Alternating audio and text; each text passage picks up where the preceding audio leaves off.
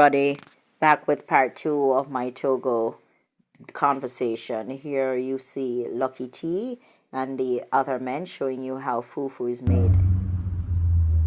Hi guys, welcome back to another episode of Rascat 876 with me, BMW. Alright, so today we are back with part two of our Togo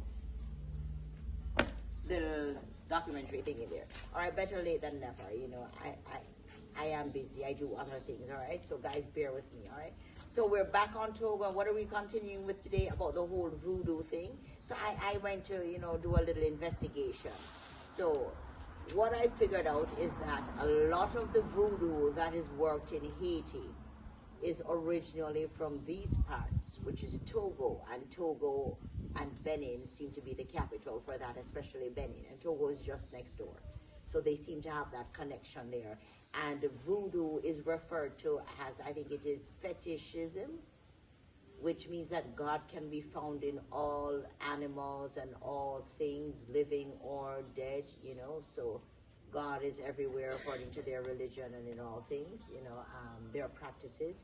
Um, Voodoo, it seems to predate modern religion by maybe 10,000 years according to, them and their dating and all of that and blah, blah, blah.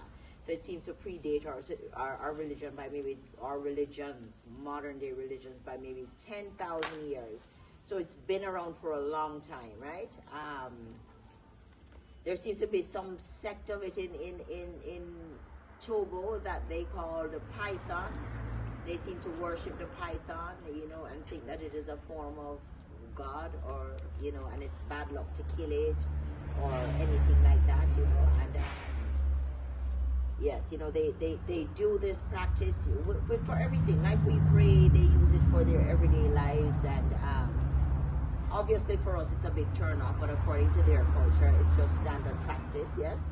And as I told you, they seem to have the biggest, rather, voodoo market in the world. There you can get everything that you want, all kinds of things, monkey heads, snake skin, whatever. And there are also the voodoo priests that are found there, and the voodoo priests there are modern, so they actually give you like their business cards, you can set up your appointment. I suppose you have your file, the market there, it is also seen like like you going to the hospital or to a pharmacy. So they really use these medicinals and all these other things, as spiritual, as spiritualism. Yes. They also have a very big herb market there where they sell a lot of herbs. I hear it's very big. Haven't looked into that yet, but we know that. What else? Yes, I have my book again. Let's see. All right. Apart from that, Togo is also known for its wax printing. I don't know if I mentioned that in the last episode, but it is also known for its wax printing, whereas textile is concerned. And there were a group of women who came together, after the whole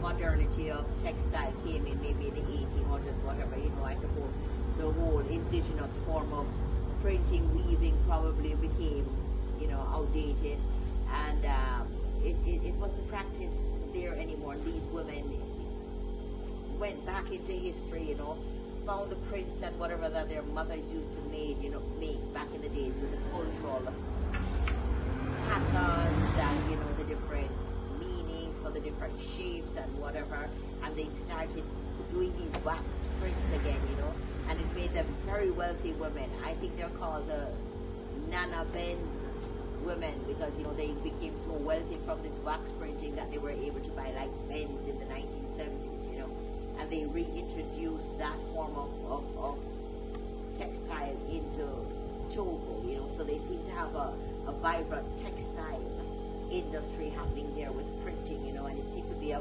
feminine thing there, which is very good. Although in a lot of parts, their whole families participate in the fabric printing thing. There's a festival there in Togo as well, There's a fashion festival there, and it's put on by the Chamber of Commerce, yes, and they're, you know, they try to showcase all the fabrics because they're really trying to revitalize the whole African textile industry again. And there is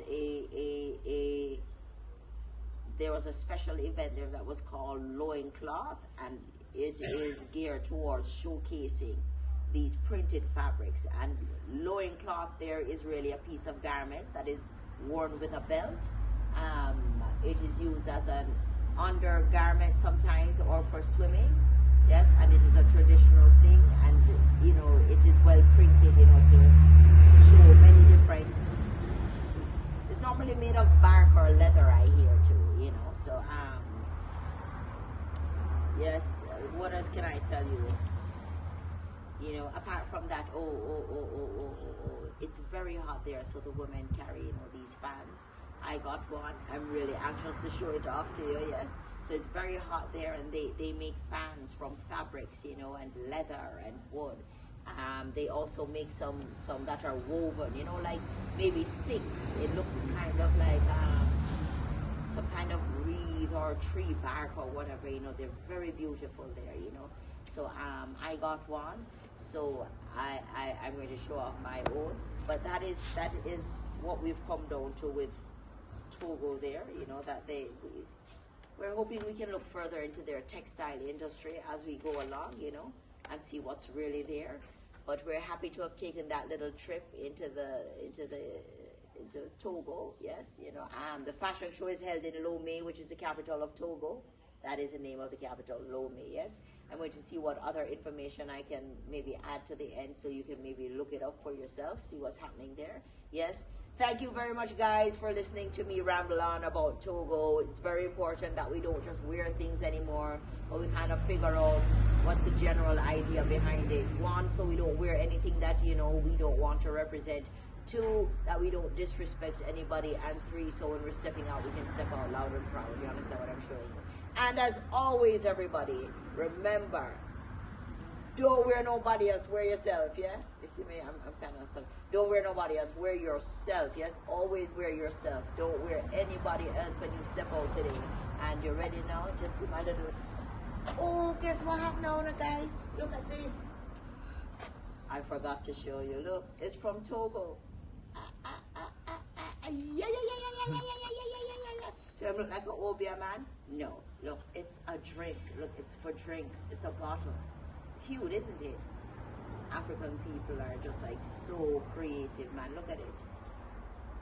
No. Yes, it's for holding spirits, but not your kind of spirits. Alcoholic spirits. You understand? No, dumping that in the bottle. Alright? And last but not least, oh, I stuttered a little. Look at my back. Good God, good time. A mosquito land for my nose. Look. See it? Look at it. So simple, so nice, it's so beautiful. I love it. Yes? This too came from Togo. Look at it. Fantastic. I think I should try to make some. I think they're so beautiful. You like it, guys? Yes? And the second episode is dedicated to Christine. Yes? She's my friend. She's from Togo. She plays in a band. Yes, she's the drummer. Kristen, yeah? So I'm also gonna tag her in this or put her in it. No, I'm gonna put a little footage of Kristen playing so you guys can see who she is, yeah? Thank you guys for popping in again. I'm gone this time for real. I had a good conversation with you guys. Look up Togo, see what it is. Don't look it up because you want to work no magic on nobody. Stop the folly. Look it up because you want to obey yourself for only good things to happen to you. Here, yes, and remember there's a step above obey to it mean your mind. Whatever the mind of man can conceive and believe, he can achieve. So there's still a step above obey, right? That requires you to do nothing other than faith, right? Yeah. So before you go eat no monkey brains down there, you're wise. Yeah. Big up yourself, Rastafari.